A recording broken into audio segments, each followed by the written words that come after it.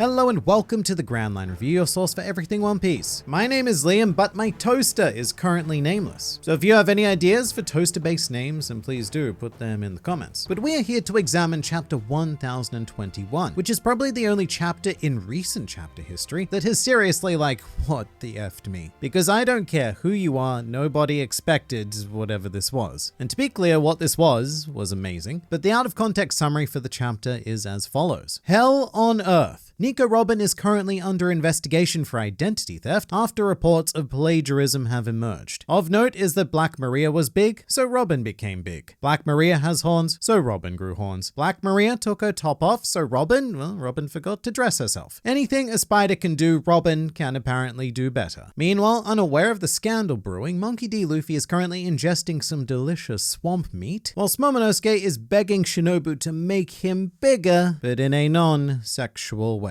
Which is important because he's underage and she is overage. But no age is too young or too old to subscribe to the Grand Line Review, which will result in consistent injections of youthful One Piece culture administered directly into your YouTube feed. But chapter 1021 was wild because never in any insane One Piece based dream I've had, and I've had a lot of One Piece dreams, but never would I have anticipated this. And there is absolutely nowhere else to start than with Robin. The fight with Black Maria appears to be over, courtesy of a brand new form known as Demonio Fleur. Demonio being Spanish for devil, I believe, and the way I pronounce it more than likely being an absolute bastardization of Spanish. But firstly, I love it because it turns out the world government have very much created a self-fulfilling prophecy with Robin. When she was 8 years old, Robin was given the epithet of Devil Child to spook all of the peeps into hunting her down. But little did those silly Gorosei know that this course of action would eventually cause Robin to become more of a literal devil. So the Devil Child finally became a fully fledged devil. That is so poetic and stuff. And what's even better is that Robin owns this in the chapter. She's all like, you all seem to keep calling me a devil, so I guess that's what I'll be. Be careful what you wish for. I do have questions though, ever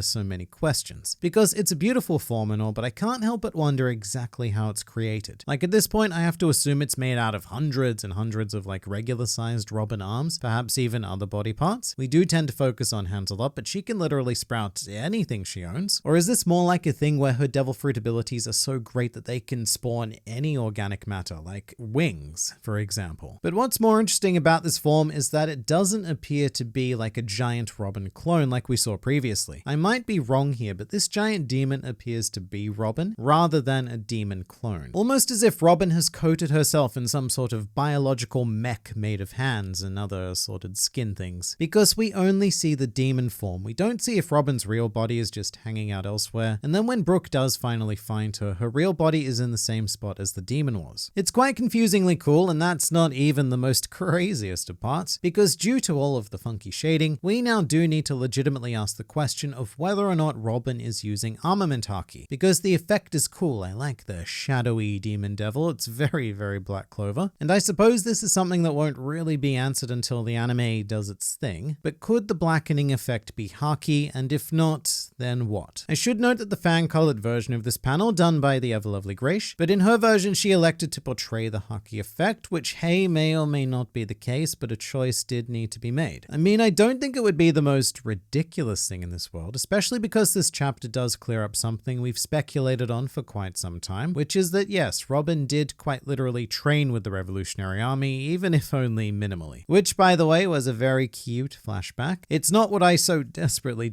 want to know about her time with the army, but it does re-emphasize that bond with Sabo and Koala, and also Hack, I suppose. Hack is also there. Do you remember Hack? Well, just in case you don't, he's the one who got annoyed when Bartolomeo started urinating in the Corridor Coliseum. I definitely like the idea of Robin knowing a little bit of Fishman Karate though, as well as the callback to when she apparently used it on the way down to Fishman Island. And my hope going forward is that Oda will find some sort of situation for Robin to use this attack around Jinbei and see his reaction to it. Like whether he's shocked about about her or indeed any humans knowing Fishman karate, because I'm not sure if Jinbei actually knows about koala or if Jinbei just laughs and goes, ha ha ha, you have lots of tricks up your many sleeves, hand woman. Still, back to the thing that I think sent me down this path. It's not the craziest idea in the world for Robin to be a haki user, although that may very much just be my personal wants and desires seeping in. I mean, she is easily the straw hat who would benefit most from armament haki or even the rokushiki techniques. And actually, just on this point, come to think of it, did Black Maria use haki at all during this fight, ever? Because I can't recall an instance of either observation or armament, and is that weird in retrospect? Should one of Kaido's most powerful fighters be a non-haki user? Is that even possible at this point in the series? Or was that element just kind of casually ignored so that Robin could easily overcome her? And come to think of it, I'm gonna say the same for Sasaki as well. I don't remember him showing any form of haki either, which would make sense for the same reason as the Robin logic. Frankie needed to defeat Sasaki, so Sasaki having Sas haki would have made that quite difficult. Although I'm now thinking back to all of them, and I don't think we saw any haki from page 1, although Ulti was a confirmed observation and armament user, and Who's Who has definitely shown armament because that was the whole Tekai discussion with Jinbei. So look, we may have to call some narrative BS here. It definitely made for some exciting fight moments, but it does feel like Black Maria and Sasaki may have been just a little bit nerfed because their respective Straw Hat opponents were not haki users. And with Black Maria, she looks pretty done, which may potentially herald the end of the Tobiropo's relevance during the raid, with the exception of Drake and Who's Who if he's still up and running. And it's been a fun ride, I suppose, but it looks like we'll be moving into the Kings, Queens, and Jacks pretty shortly, and that is very exciting because that is when the climax will really start to ramp up, and this raid will be crowned a glorious success. We should also briefly touch on Brook though, because whilst this chapter was incredibly Robin-centric, our Skelly Man did have something of a moment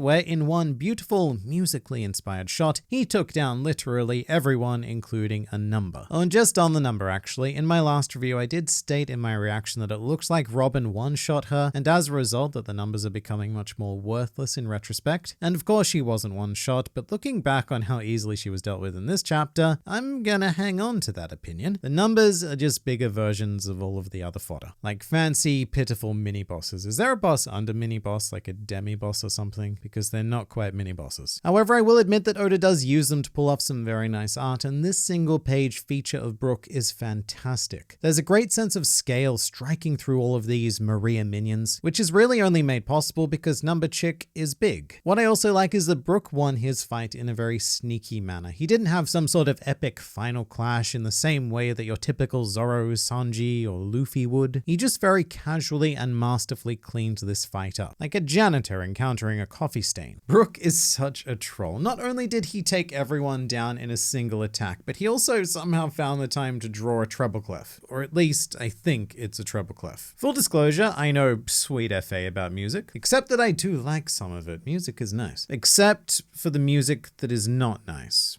I don't like that music. I think I'm getting off track. Something else of note, and this is quite minor, but I think important, probably the panel that struck me the hardest in this chapter was when Black Maria struck Giant Robin in the face. It's a very simple panel, and we've seen people get punched in the face like this a million times before in One Piece, but it almost never happens to a character like Robin or Nami. And I guess I just want to take some time to praise Oda for being less protective of both Robin and Nami during this raid, and allowing for both of them to take on some danger and pain to fight for their beliefs, just like all the rest of the Straw Hats do. In any case, it is indeed raid point time, and both Brook and Robin are going to receive 1 point apiece. Robin for bringing down Black Maria, and Brook will get half a point for the assist, as well as half a point for cleaning up a number. I honestly cannot value the numbers any higher than half a point right now. They're just not worth it. I'd also like to state that we were very wrong about the Black Maria fight. There was a lot of talk about the idea that Robin was going to swat away a spider or squash a spider because of the hands and everything, but in the end it became much more primal than that. The spider was effectively devoured by a much larger and significantly scarier creature. Classic nature, really. Before we move on, there's also a very curious end to the Robin segment where we linger on one of the Marys watching them, which has this almost ominous feel about it, even though I don't think it should because Bao Huang has been captured, so there really should be nothing to worry about. It's just interesting though, because I wonder why Oda thought it was important to flag that both Robin and Brook were being watched in this chapter specifically. Also, many people did point out to me last week when I went on my nudity tangent that Robin did in fact create a giant ribbon for her hair. So in addition to every other time she's crafted a clone, she is indeed capable of replicating clothing. However, in this situation, she chose not to. It's that simple. Topless Robin is just flexing. For the other point of interest in this chapter though, and it's a big one, or at least it's going to be a big one, we head back to Luffy and Momonosuke for the revelation that Shinobu's devil fruit abilities have a bit of a hidden function. Momonosuke here is essentially asking Shinobu to turn him into a physical adult, which is not a scenario I'd anticipated, but it makes so much sense now that it's a possibility. Because firstly, I think that would be a pretty amazing sacrifice on the part of Momonosuke. The idea of him losing, or maybe 10 years of his life in order to physically mature enough to carry Luffy into battle against Kaido. That's a wonderful idea. But there would also be a more long-term benefit to that. Because to me, there's always been one little problem with the idea of Momonosuke becoming the Wogan of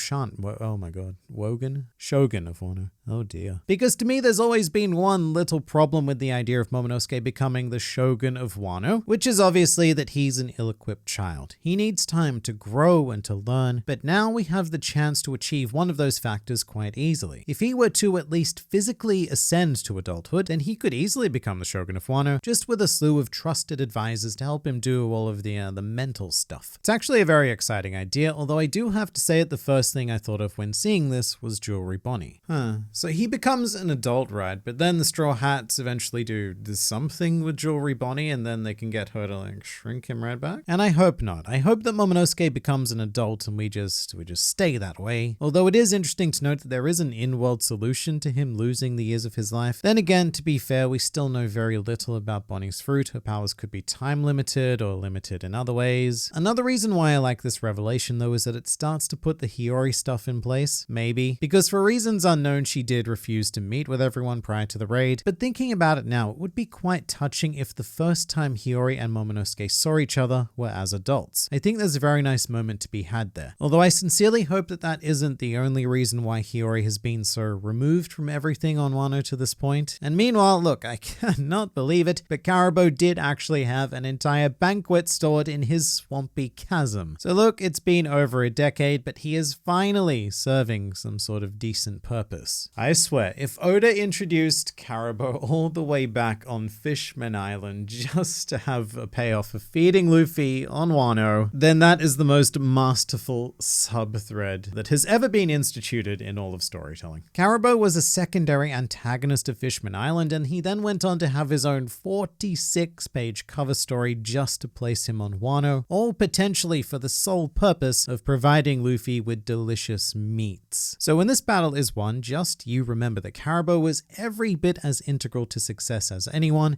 and it took a phenomenal amount of time and energy just to build him to this point. And actually, you know what? For giving the future Pirate King the energy needed to take down Kaido, we are even going to slap Karibo in his slimy swamp face with a delicious raid point. And in this chapter, I'd also like to point out the cover page featuring the one and only Senor Pink, and I want to highlight it because this isn't your standard fancy Oda art request. This is actually a callback to the Frankie versus Senor Pink fight. The way that ended on Dressrosa was Frankie delivering the final blow, then wiping away Senor Pink's tears, then stating that should the two ever cross paths again, they should both share a drink and hear the tale of a woman named Russian. Oh, this is it. This is the promised moment. I mean, we waited, what, 5, maybe 6 years, but finally the two manliest of manly men have reunited. And this cover page is now my alternate universe canon for what would have happened should Frankie and Senor Pink have met again. He's clearly telling his tragic life tale, eliciting the tears of both Frankie and the leopard mink barman. And by the way, the most touching part of all of this will probably go over most people's heads, but these fun fruity cocktails that these two manly men are drinking, well, this drink is called a gimlet, which was the name of Senor Pink's son. So there is a lot happening on this cover page. It's genuinely lovely though, and I'd like to see more requests like this, which are a direct reference to the events of the series. And I'd also like you to check out this next video. It's about One Piece, which is the thing that you like, because there's always more to learn, explore, and experience with this wonderful series, so I look forward to seeing you there.